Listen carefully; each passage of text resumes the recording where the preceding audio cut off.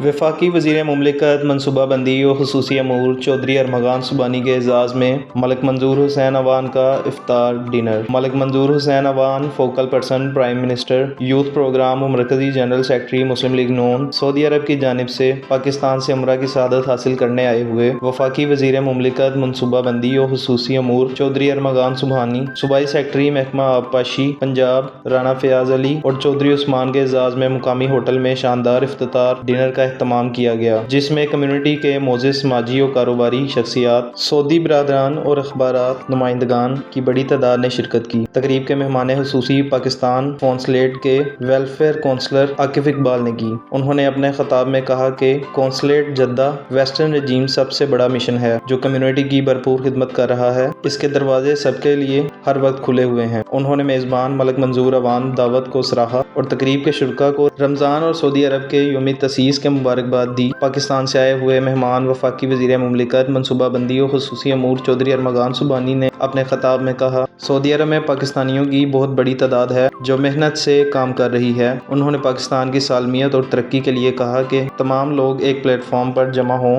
और ज़ाती इख्लाफात मिटाकर मुल्क की भलाई के लिए काम करें, जिससे पाकिस्तान को मुआशी तरक्की और खुशहाली मिलेगी। उन्होंने मेज़बान का शुक्रिया अदा किया और सऊदी भाइयों को सऊदी यौम तसीस की मुबारकबाद देते हुए खादिमुल हरमैन शाह सलमान और वली अहद मोहम्मद बिन सलमान की सेहत और दराज़ उम्र की दुआ की।